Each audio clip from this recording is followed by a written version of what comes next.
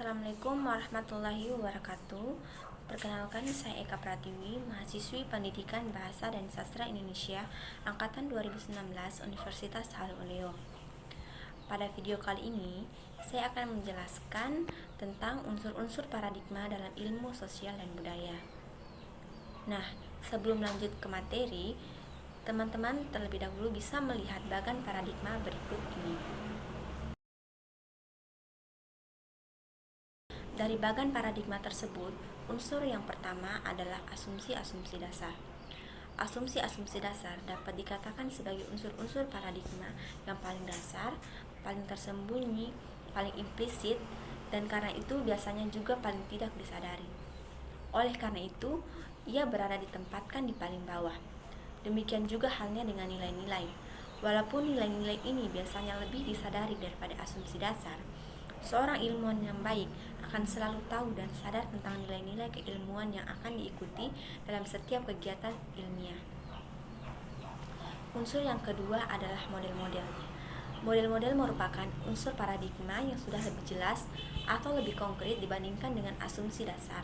Walaupun tingkat keabstrakan dan keimplisitiannya seringkali sama dengan asumsi dasar, namun unsur model ini juga lebih sederhana dibandingkan dengan elemen asumsi dasar.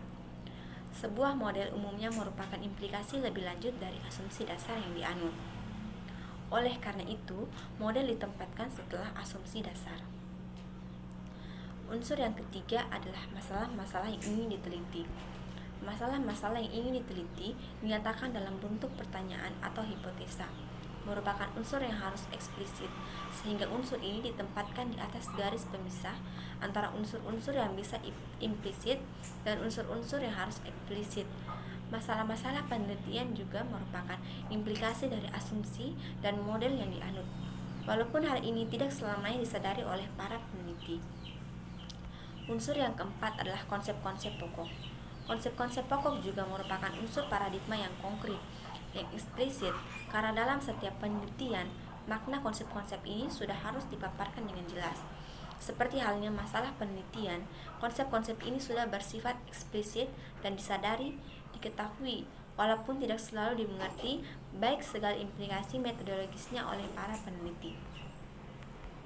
Unsur yang kelima adalah metode penelitian dan metode analisis. Metode penelitian dan metode analisis merupakan tahap-tahap perwujudan dari asumsi-asumsi dasar, model, dan konsep dalam sebuah kegiatan penelitian. Pelaksanaan atau penerapan metode-metode ini didasarkan pada apa-apa yang ada di dalam asumsi dasar, model, dan konsep. Dengan kata lain, metode-metode ini merupakan tahap pelaksanaan penelitian yang dibimbing oleh unsur-unsur paradigma yang sudah ada sebelumnya. Penelitian dengan menggunakan konsep-konsep tertentu akan memerlukan metode-metode yang berbeda dengan penelitian yang menggunakan konsep-konsep yang lain. Unsur yang keenam adalah hasil analisis. Hasil analisis merupakan unsur yang muncul setelah dilakukannya analisis atas data yang telah dikumpulkan dengan menggunakan metode-metode tertentu.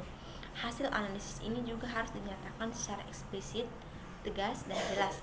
Jika tidak tegas dan jelas, maka penelitian yang telah dilakukan akan dinilai kurang berhasil, dan ini akan membuat telaah atas paradigma yang telah digunakan semakin dipertajam. Dan unsur yang terakhir adalah representasi. Representasi merupakan elemen terakhir dari sebuah paradigma, dan disinilah sebuah paradigma akan dinilai keberhasilannya untuk menjawab persoalan-persoalan tertentu. Sebagai hasil akhir, representasi ini sedikit banyak akan mencerminkan keseluruhan elemen-elemen ada dalam sebuah paradigma. Oleh karena itu, dalam skema di atas, semua ujung panah akhirnya mengarah pada unsur representasi ini. Mungkin hanya itu yang dapat saya sampaikan mengenai unsur-unsur paradigma dalam ilmu sosial dan budaya. Mohon maaf apabila ada kesalahan. Wabillahi taufiq wal hidayah. Wassalamualaikum warahmatullahi wabarakatuh.